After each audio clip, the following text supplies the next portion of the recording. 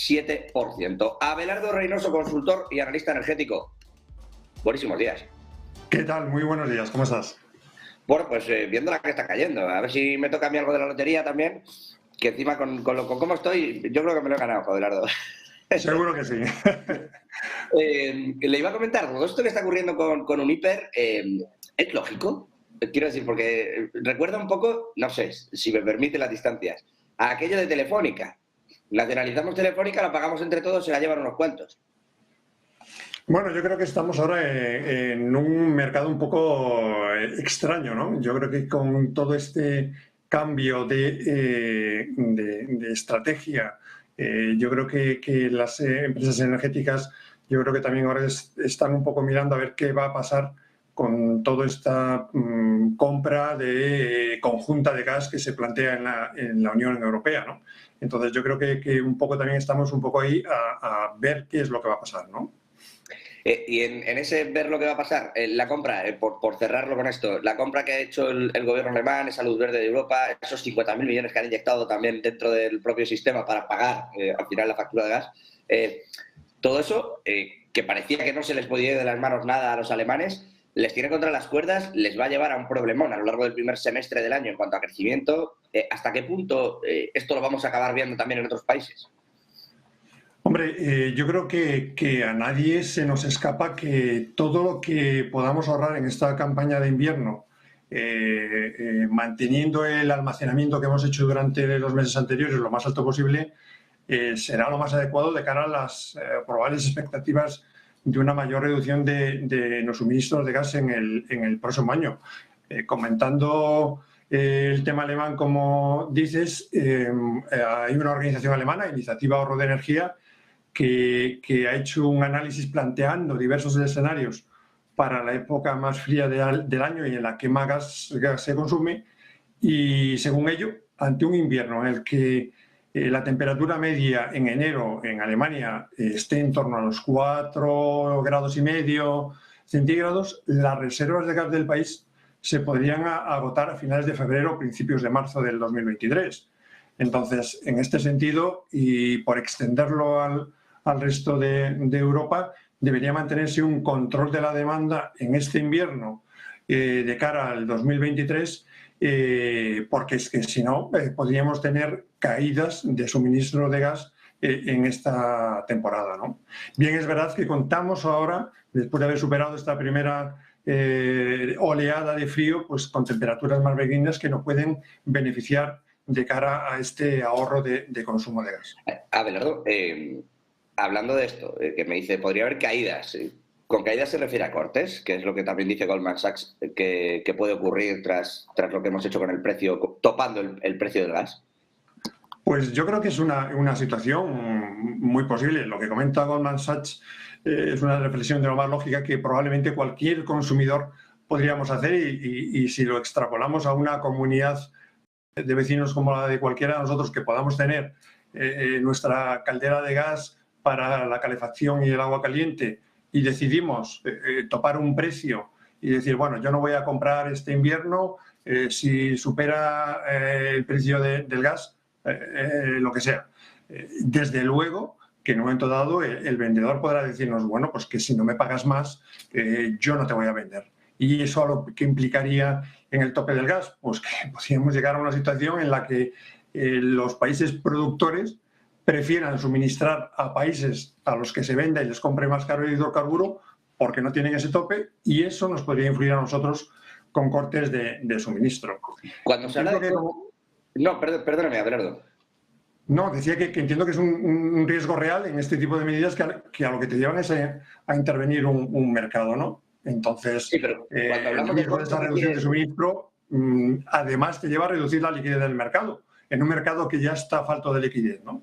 ¿Pero qué quiere decir eso? O sea, porque muchas veces hablamos de cortes y bueno, uno, como no lo hemos vivido, aquí algunos decían anoche, viendo todo esto que ocurría con el tema de Biden y Zelensky en Estados Unidos, y dónde podía, si podía recrudecerse el conflicto, si nos podía llevar todavía a otro tipo de cotas energéticas, ¿no?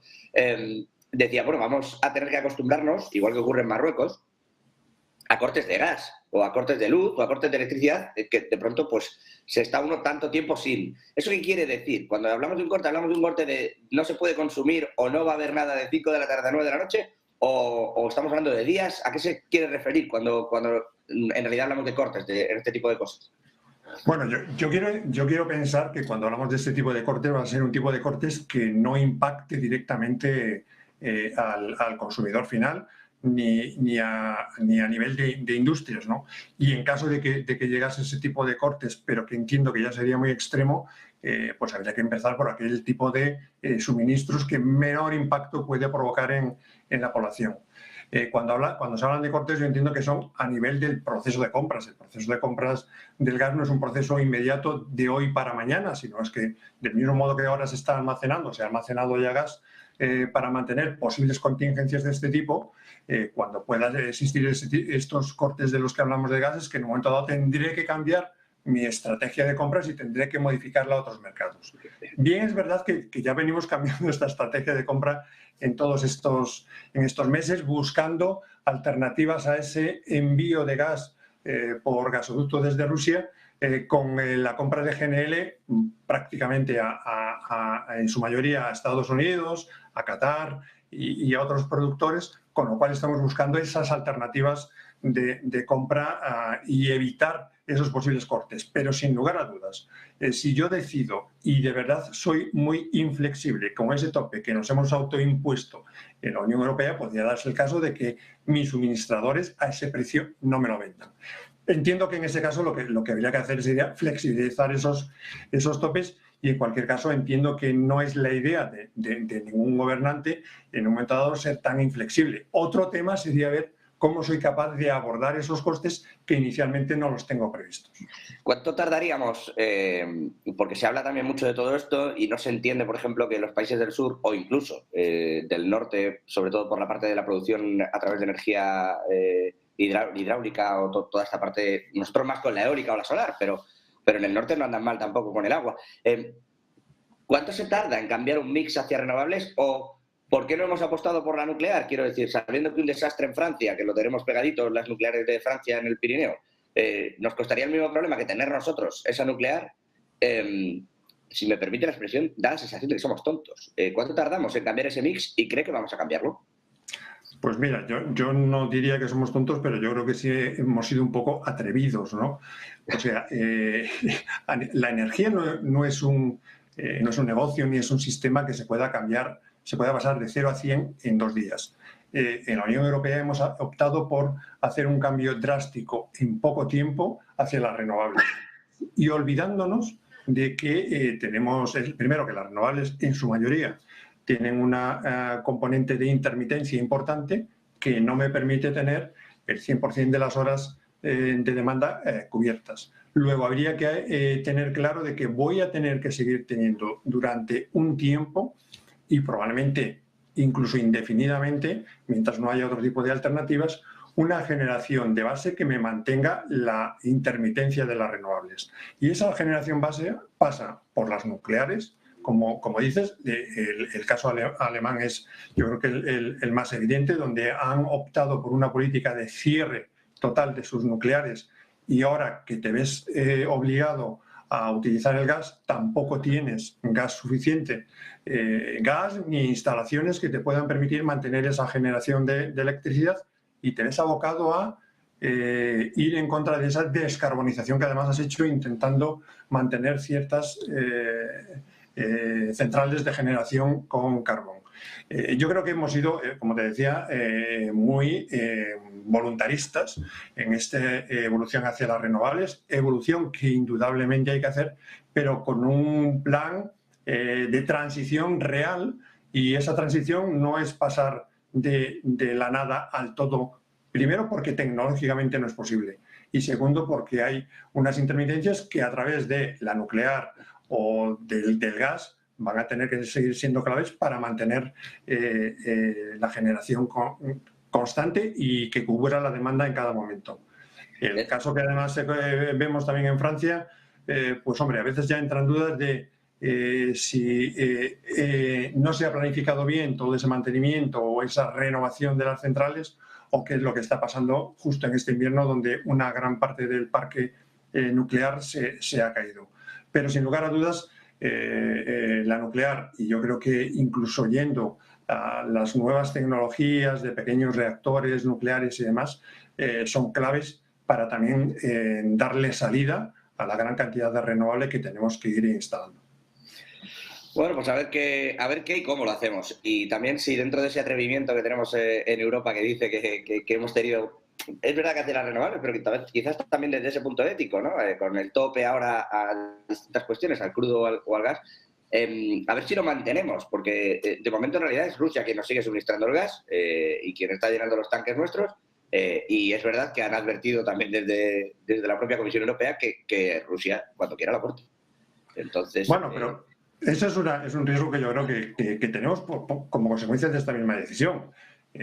Bueno, esta misma semana se ha producido esta explosión en este gasoducto, que yo creo que es el último gasoducto que suministra gas ruso a Europa después del cierre de los Nord Stream. Y bueno, pues yo no sé si el hecho de que se haya producido al día siguiente de que los 27 de la Unión Europea deciden establecer ese tope del precio del gas, se produzca este incidente, pues no sé si es coincidencia o es algo más.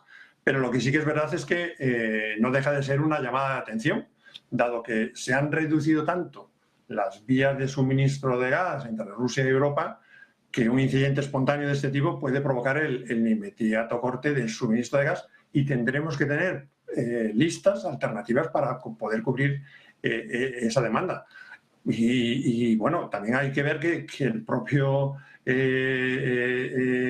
Jinping ha estado esta semana con el vicepresidente del Consejo de Seguridad ruso y han estado hablando de un fomentar la cooperación estratégica industrial. Vamos, que Rusia está dispuesta a alcanzar acuerdos con el mejor postor, y la verdad es que en algún caso parece que Europa no está teniendo la misma estrategia, o por lo menos el mismo posicionamiento, para que traslade a todos los ciudadanos esa tranquilidad de que no vamos a tener riesgo de que se mantengan los suministros energéticos. Bueno, vamos a verlo y vamos a ver cómo termina desembocando todo esto, qué tiempo tendremos y a ver si no hay cortes, porque es verdad que todavía nos vienen los meses complicados. Abelardo Reynoso, consultor y analista energético, gracias por estar con nosotros. Muchas gracias a vosotros. Nosotros vamos a cambiar de tercio y de sector hacia otro que también nos preocupa especialmente.